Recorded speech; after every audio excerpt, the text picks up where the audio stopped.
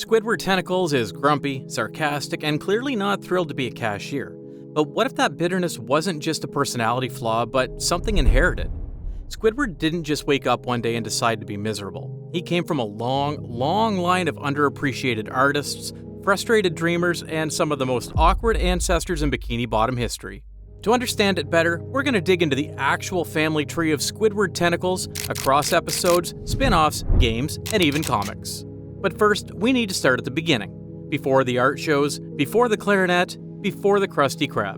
We're going all the way back to the prehistoric tentacles. The first known ancestor of Squidward is a little complicated.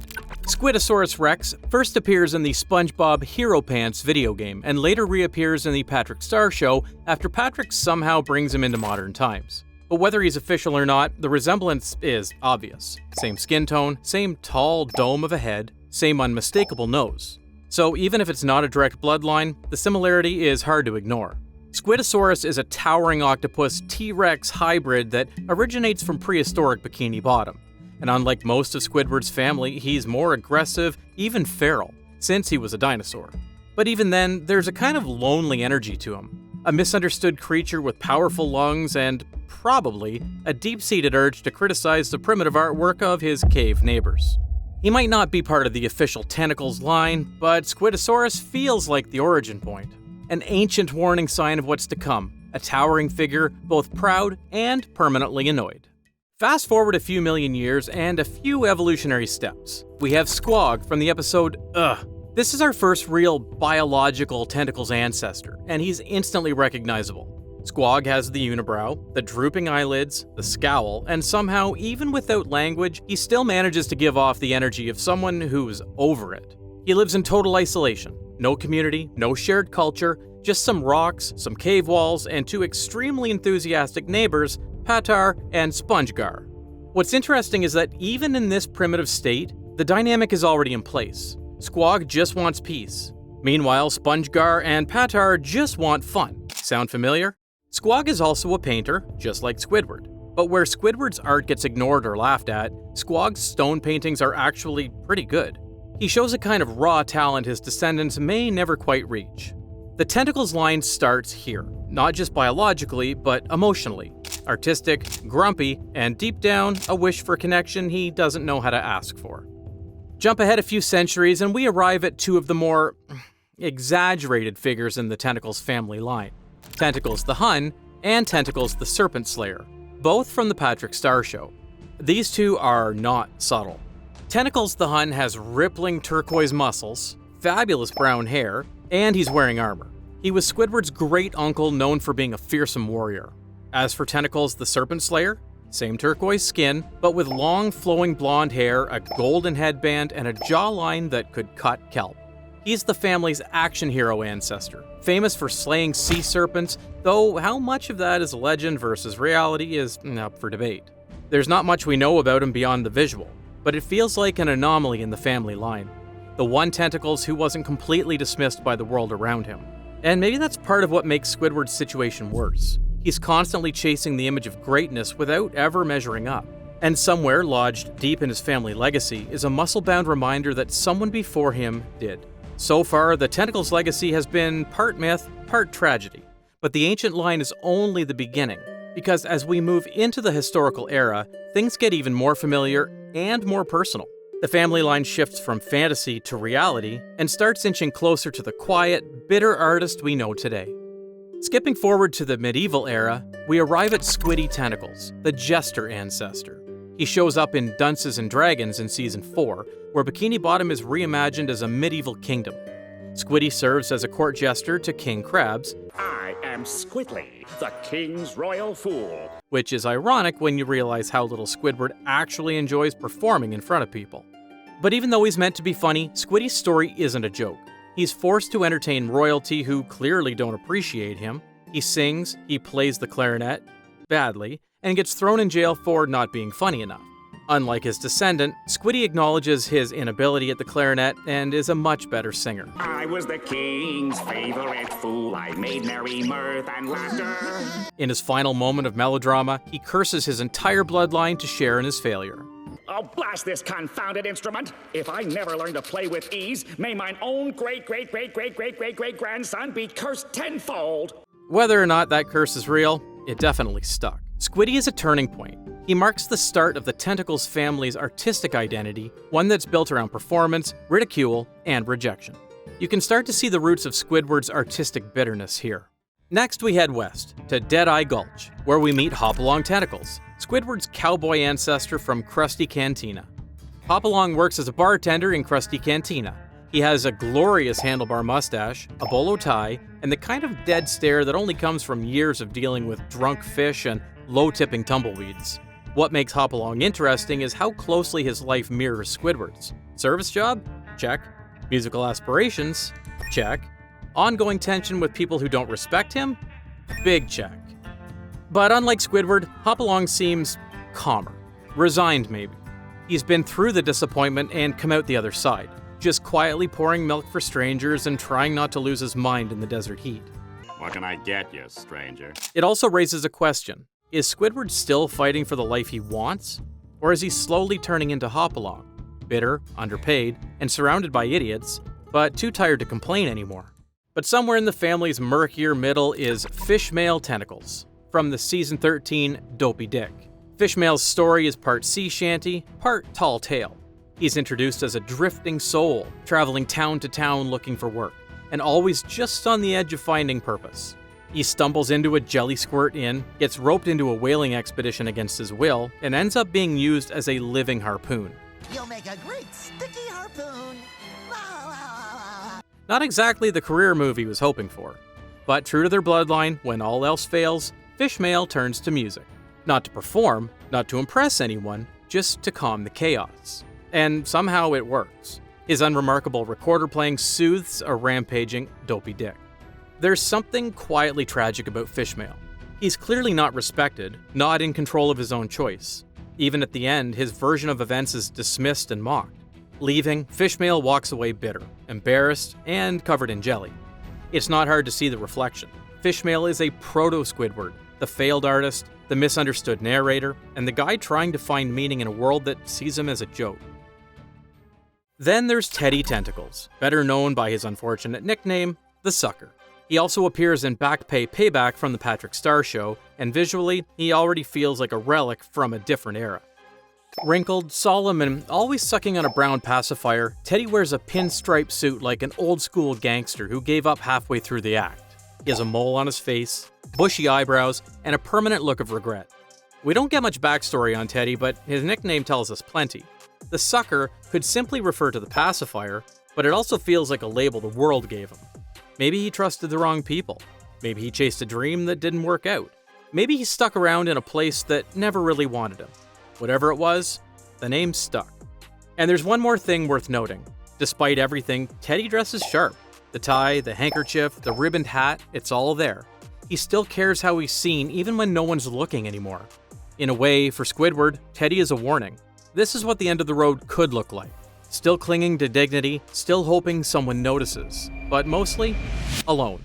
Through jails, saloons, shipwrecks, and sideshows, the Tentacles' legacy keeps repeating itself. Aim high, fall short, get laughed at.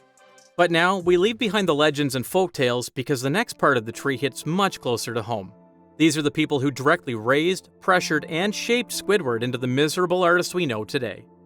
The earliest living member of the modern Tentacles family is Grandma Tentacles. She first shows up in Chum Fricassee, and right away, it's clear she's not your typical sweet old lady. Grandma Tentacles is tough, sharp-tongued, and pretty quick to anger. She's the kind who would critique your posture, your tone of voice, and probably your entire existence. In fact, the only thing that seems to bother her more than Squidward's cooking is Squidward himself. Her most memorable moment? Marching in uninvited to accuse Squidward of ruining her fricassee recipe and getting the entire town sick. Grandma didn't hesitate. From Grandma Tentacles, you get the sense Squidward didn't just grow up with criticism, he inherited it. In this family, affection and disappointment come in the same sentence. Next in line is Jeff Tentacles, Squidward's dad. For years, all we had was a throwaway line in Crab Borg. Squidward's father never hugged him. Honestly, that explains a lot. We see more of Jeff in the comic book Hooray for Dads, where Jeff makes his first physical appearances. Jeff looks almost exactly like Squidward. Same droopy eyes, same long nose, same slightly forced polo shirt smile, but there's something a little checked about him. The way the show frames him, you get the impression that Jeff, like Squidward, once had ambitions of his own. Maybe he gave up, maybe he never started. But either way, he seems like a man who believes the best part of his life happened decades ago, and who quietly resents everything that followed. But then came the twist. In Season 15's Jeffy T's Prankwell Emporium, Jeff makes another appearance, and he's nothing like we expected. Turns out, Jeff's not some quiet disappointment, he's a prank machine. Rubber chickens, fake spills, exploding popsicles. This guy runs a novelty business out of Squidward's misery. He's loud, proud, and constantly messing with everyone around him, especially Squidward. At first, it does feel like a contradiction, but once you dig a little deeper, it starts to make sense. Jeffy is a different kind of emotionally unavailable. Not distant, just impossible to take seriously. He replaces affection with gag gifts, and shows pride through practical jokes. And while that might be hilarious to SpongeBob and Patrick, for Squidward, it's exhausting, maybe even humiliating. You can tell Jeffy genuinely cares, in his own chaotic way. He even said that Squidward is hilarious in his own way. Squidward is hilarious in his own right. That was kinda canon, I'm not gonna lie. Yeah, growing up with a dad like that, you don't get ignored, you get turned into a punchline.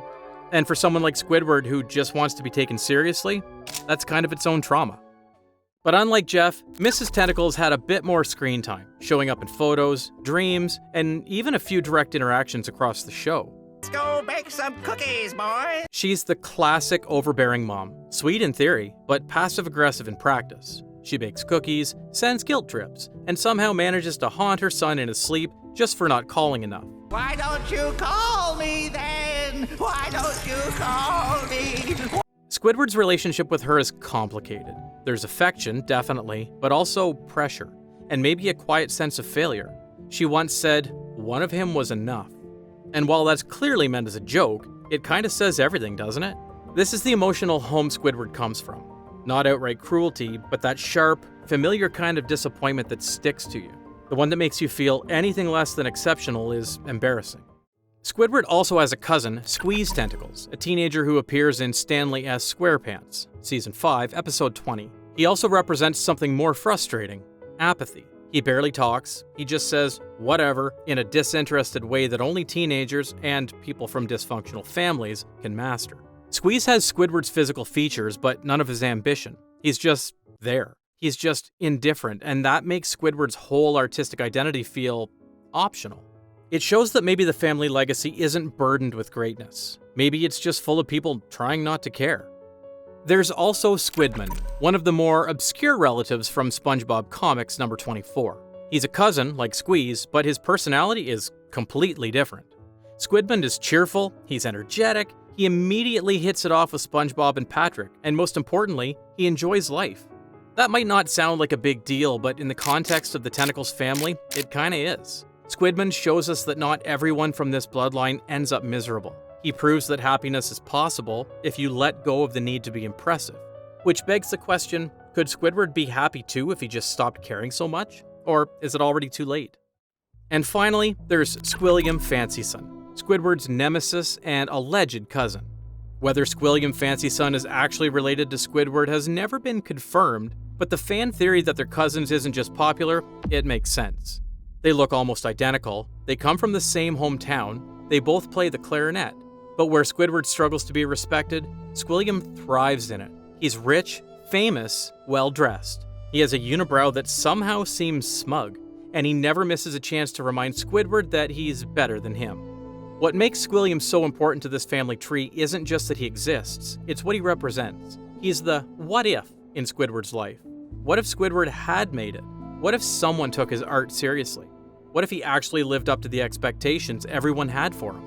Every time Squilliam shows up, he exposes how fragile Squidward's ego really is, because Squidward wants to win. He wants to be seen, and when he's not, the bitterness takes over. If Squidward is the family's failed artist, Squilliam is the one who made it, or at least pretends to, and that contrast haunts Squidward constantly. And now, at the end of this long, weird, exhausting tree, stands Squidward Tentacles. He's been in almost every episode of SpongeBob SquarePants since the beginning. He lives on Conch Street, He works as a cashier, he plays the clarinet poorly, and for the most part, he hates everyone around him. From a young age, Squidward was convinced he was destined for greatness. He wanted to be a musician, a painter, maybe even a performer. He saw himself in the same league as the artists and visionaries he probably read about in books. People who suffered, yes, but who mattered. But the reality? He ended up working as a cashier for minimum wage, living next door to a sponge who refuses to stop smiling. And yet, there are moments when he lets his guard down. He plays music alone, not because anyone's listening, but because it still brings him peace. He paints self-portraits, not for a gallery, but because he's trying to hold on to some idea of identity. And sometimes, just sometimes, he admits that SpongeBob's enthusiasm kind of makes him feel less alone. And maybe that's why his family tree matters. Not because it's full of heroes or legends, but because it's full of people who tried and failed, but kept going anyway. Squidward is the last leaf on the branch, still hanging on, still hoping. And maybe, after everything, that's enough. So, we've traced Squidward's lineage through ancient history, medieval failure, Western obscurity, and modern dysfunction. But the last twist in Squidward's family story doesn't come from blood, it comes from proximity. In one of the more surprising moments from Scavenger Pants, Season 11, it's revealed that through adoption, Squidward technically has two brothers, SpongeBob and Patrick. And honestly, there's something kind of poetic about that. Because as much as Squidward claims to hate them, SpongeBob and Patrick are the closest thing to real family he has. They show up, they care, in their own weird way. They drag him into nonsense, yes, but they also pull him out of isolation, over and over again. And maybe Squidward doesn't say thank you, maybe he never will, but the fact that he hasn't completely shut them out, that says something. Squidward always wants to be a part of something, he just doesn't know how to ask. In the end, the Tentacles family tree is more than a parade of weird octopuses with bad haircuts and cursed clarinets. It's a story about legacy, about what we inherit, what we carry, and what we choose to let go of. Squidward didn't ask for any of this. Not the disappointment, not the expectations, not the constant noise coming from the pineapple next door. But for better or worse, he's made a life out of it. And whether he realizes it or not, he's not alone. But of course, family legacy isn't the only reason Squidward suffers. In modern Bikini Bottom, it's not just the world around him that's loud and unkind, it's the writing. We broke it down in detail in our previous video, the modern episode everyone hates. So if you haven't seen that video yet, now's the perfect time. See you there.